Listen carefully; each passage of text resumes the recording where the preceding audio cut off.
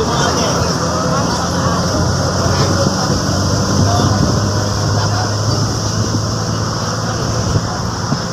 guys, ngayon si Dana ay nagsusulat. Hi!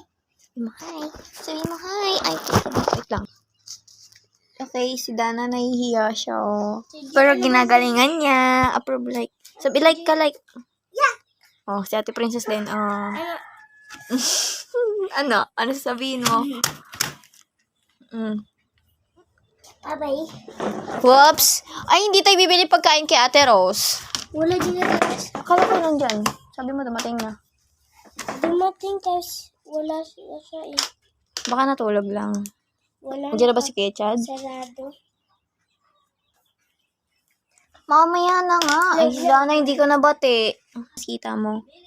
Yan. Tingnan niyo siya magsuot. Ang galing, oh. Ayan. Huwag mo naman sobrang diinan. Huwag mo sobrang diinan.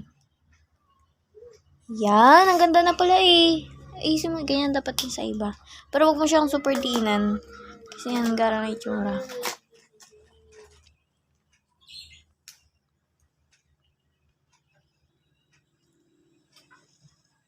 Naiisip ko kung ano to. Yan. Ganon ka, Dana. Ganon ka, Dana. Tingin, be. Ganon ka. Bye-bye na. Bye-bye ka na. Diyos ang lolo.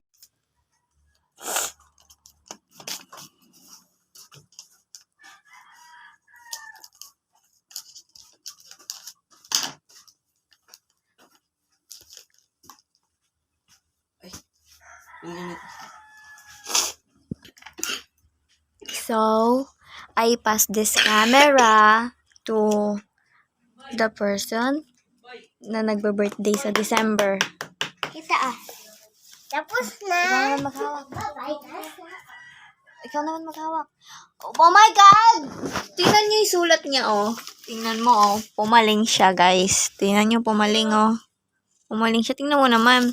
Pag ginanyan mo siya, hindi na pantay. Nako, mali. Pantay yan. Hindi. Oh, ikaw nga. Ipasa mo naman natin to sa batang hindi nag-aayos ng sulat. Saan? Oh. Saan? Oh, ikaw naman maghawak. Ayan. Huwag kang pipindot. Huwag mong pipindutin. Tapos na. Ayan, tama na. Huwag mong pindutin. Ikaw naman maghahawak kasi sabi ko sa'yo ko ipapasa. Kasi ikaw naman yung batang makulit na hindi nag-aayos ng sulat. Pakita mo sulat mo, be. Pakita mo sulat mo. Ay, ba't ganyan? Kala ko ano. Pakita mo sulat mo. Sabihin mo, look, oh, this is my writing. Sabihin mo. Sabihin mo, be. Tingnan mo sulat mo. Oh, tingnan mo sulat ni Dana, oh. Paling-paling. Oh, sige na. Tuloy na natin. Next letter na. What's the next letter? Tango. Ay! Anong letter yan? F.